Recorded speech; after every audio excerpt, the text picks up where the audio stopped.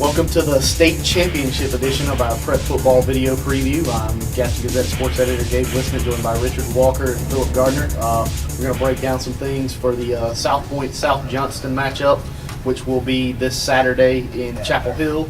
A quick rundown of the scores and the playoffs for these teams. South Johnston beat East Guilford to start out 10-7, then beat Rocky Mount 35-18. Fayetteville Bird 41-12, and Southern Nash in triple overtime 33-32. South Johnston, the number one seed in the East bracket, and out of the Eastern Carolina 3A conference. They come from Four Oaks, North Carolina, in the eastern part of the state.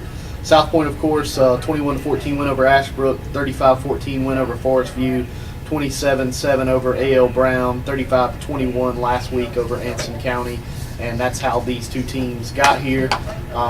Phil, to start off, what are some of the keys to this game, South Point, South Johnston? Well, first off, South Johnston comes in with a spread offense, something South Point hasn't seen a whole lot of. They have faced Kings Mountain, although that game was in the rain. They saw Burns, who likes to throw it around. South Johnston has a quarterback who's passed for more than 2,700 yards. Patrick Dunnigan is his name. Have a Shrine Bowl receiver, D. Williams. He went over 100 yards last week and scored the winning touchdown. He's got more than 1,400 yards for the season. I think 91 receptions for the year, so this guy's a really big target. I think the key for South Point, though, considering that, is not so much the secondary as much it is the pass rush. The guys like Maurice Falls, Carson Ginn, Troy Leap, Roy Turner. I think if South Point can get a strong pass rush like they've been able to do this year, that will relieve some of the pressure on the secondary. But, aside from that, South Point, the triple option has been real strong for them. Josh Justice, a career game last week at the quarterback position. Don't know if South Johnston has seen the triple option this year or not, but regardless, South Point is on a roll with that offense, and I think a lot of people believe they're favored this week. Speaking of on a roll, Richard, talk about that a little bit. This team just seems to be offensive side, defensive side, coaching, everybody seems to be on the same page with this South Point team as the playoffs have continued. Yeah, and the thing about it is, and Phil and I have both seen him since early in the season, it's amazing. It wasn't like South Point was a bad team when they're losing to Clover or beating Lincolnton or beating East Gaston, but the marked improvement, particularly, on both sides of the ball.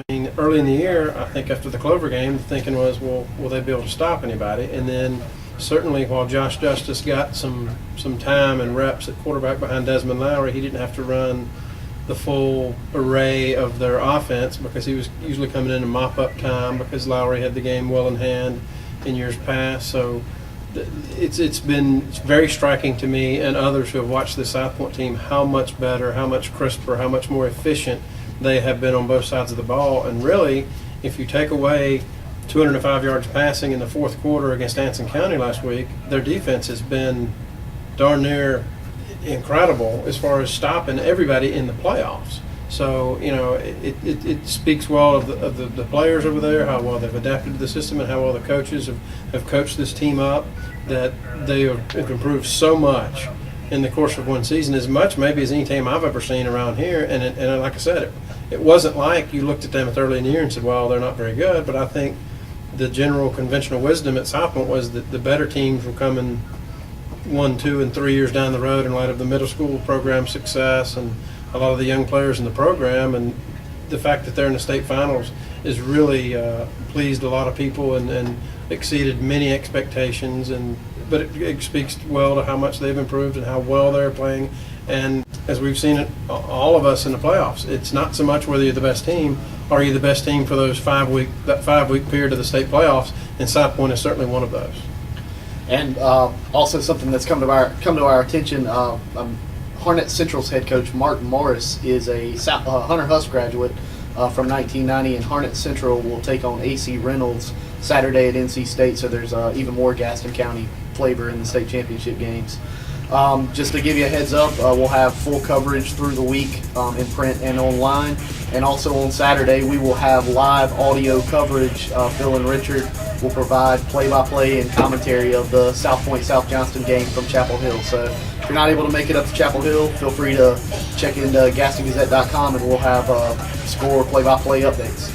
That'll do it for this week, and best of luck to everybody on the road.